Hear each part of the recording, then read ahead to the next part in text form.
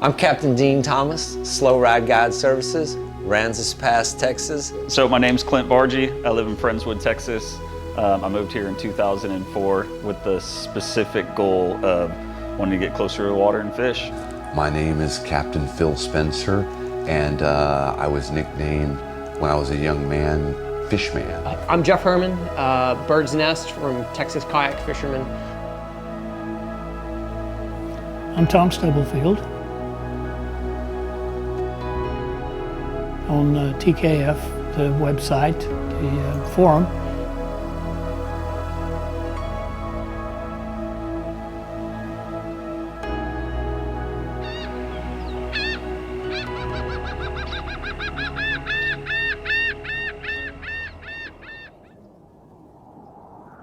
Well, let me tell you about how I got into kayak fishing. I was doing a lot of wade fishing, trying to cut my teeth on saltwater fishing. And I was out there slugging around in the Christmas Bay one day, and this guy came by in this little yellow kayak, and he was chasing this school and catching them. My daddy didn't raise no fool. I wanted to find out what that was that he was fishing out of. So I didn't even have kayaking on my radar because there were so few kayakers at that time, you just didn't see them. Well, in the beginning, there weren't a lot of choices on the market. None of the kayaks initially were intended for fishing per se. It was all a secondary aspect of having the kayak. So they were all super skinny. They didn't make big kayaks. They were narrow, and if you didn't have good balance, didn't know what you were doing, you were gonna fall out of that boat. The technology that was built into the paddle was critical. The rocker, the terms that associated with paddling were way more prevalent than they are now. Really just, there wasn't all the rigging stuff that you have now. They also didn't have a lot of rod holders, so you basically had to come up with your own, go get a milk crate, cut PVC pipe, and try to make things for yourself that they just didn't have back then. The rod holder, the crate, which were original creations back in the day. We built our own crate to fit the space in the back. And you could just strap that crate into your kayak. It was a nice mobile, modular setup. You could grab the box with your drinks, your tackle, your snacks, and your fishing poles, and it would set in the back. And back then it was just a bungee cord that held it into place. ACK was in a garage, or actually a storage unit at that time, where they could just open these garage doors down the way. The only shop we had available in Houston at that time, because I don't think FTU didn't have kayaks yet, was Canoe Sport. And so there were two sea kayakers there named Charlie and Bruce that ran that shop, but they were also outfitting these sit-on-top sea kayaks for fishing machines. 99 to 2000, right in that area. I got a chance to purchase this little website that was up for sale. The website was TexasKayakFisherman.com, and I didn't change anything about that. I felt like that, okay, I'll just buy this little website and see if we can make it popular. And it did, and we went from, I think we had 38 members the first month. It started growing, and it grew and grew and grew, and we've got over 45,000 members now.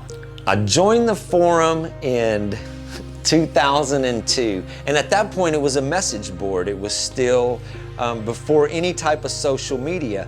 It was a great forum where people asked questions and people were helping one another. It just exploded there right before the Facebook era started.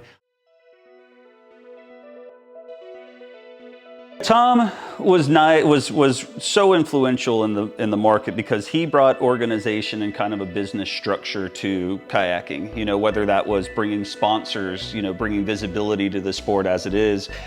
TKF was an incredible driving force to encouraged people to create products and open doors to markets, and it connected people to products and connected people to markets that previously weren't there. Bringing visibility of big business to what we were trying to do, which led to the innovation. Help the manufacturers come up with the things that they needed to do to change the kayak. Every time somebody would change a mold, they'd come and ask and see what we needed. Without TKF, the early days of the tournament scene would have never happened. What it did is it gave a platform for communication for people. At the time, there weren't very many kayak tournaments out there at all.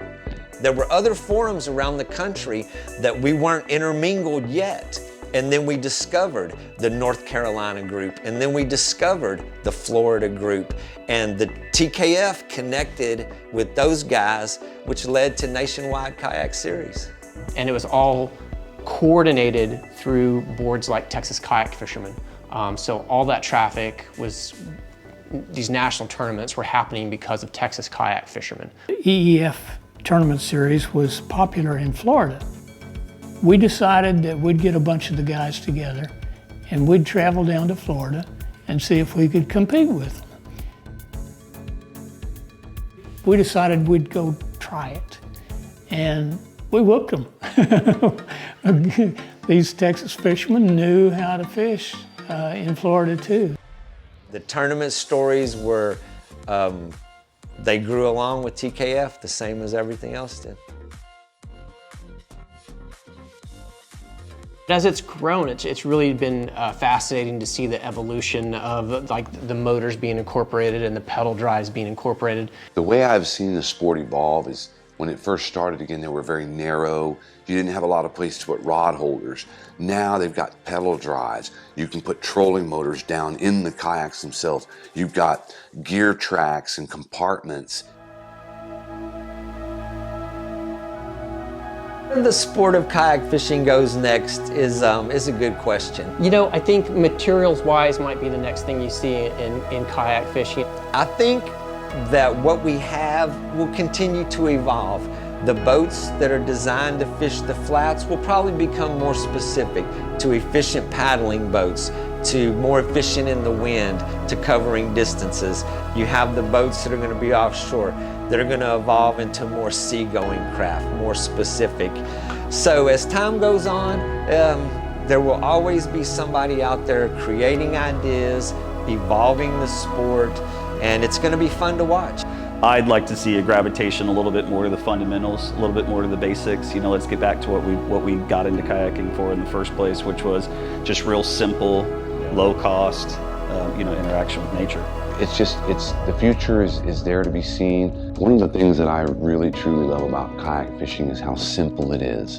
A lot of people have a tendency to overthink it.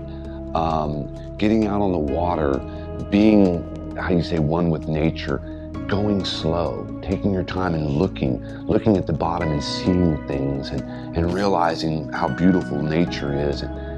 I think that's what made it so popular in freshwater and saltwater, is that we could get places that the boats couldn't get. And that's where our niche is, and probably always will be. It's not because it's cheap,